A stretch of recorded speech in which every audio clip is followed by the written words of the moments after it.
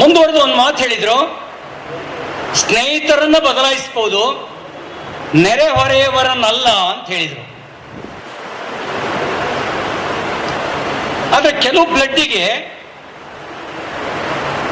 ಎಷ್ಟು ಒಳ್ಳೆತನ ತೋರಿಸಿದ್ರು ಬುದ್ಧಿ ಬರಲ್ಲ.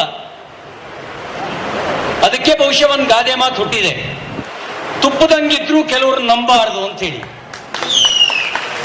ನಮ್ಗೆ ನಮ್ ಬ್ಯಾಂಕ್ ಬ್ಯಾಲೆನ್ಸ್ ಹೆಚ್ಚಾದಾಗ ದಿಲ್ ಮಾಂಗೆ ಮೋರ್ ಅಂತ ಹೇಳುತ್ತೆ, ಇನ್ನು ಜಾಸ್ತಿ ಬೇಕು ಅಂತ ಹೇಳಿ.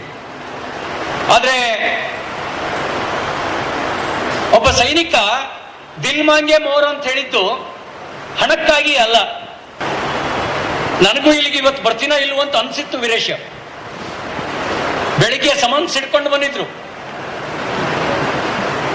ನಾನು ಅನ್ಕೊಂಡೆ ಇಂಥ ಒಂದು ಒಳ್ಳೆ ಕಾರ್ಯಕ್ರಮಕ್ಕೆ ಹೋಗ್ದಂಗೆ ಆಗ್ಬಿಡುತ್ತೇನೋ ಅಂತ ಹೇಳಿ. ಅವ್ರ ಉದ್ದೇಶ ಇತ್ತು ಸಿ ಟಿ ರವಿಯನ್ನ ಮಾತಾಡೋದನ್ನ ನಿಲ್ಲಿಸಬೇಕು ಅಂತ ಹೇಳಿ.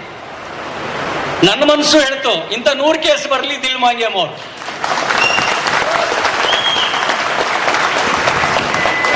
ದೇಶಕ್ಕಾಗಿ ವಿಕ್ರಮ್ ಬಾತ್ರ ದಿಲ್ ಮಾಂಗೆ ಮೋರ್ ಅಂತ ಹೇಳ್ದ.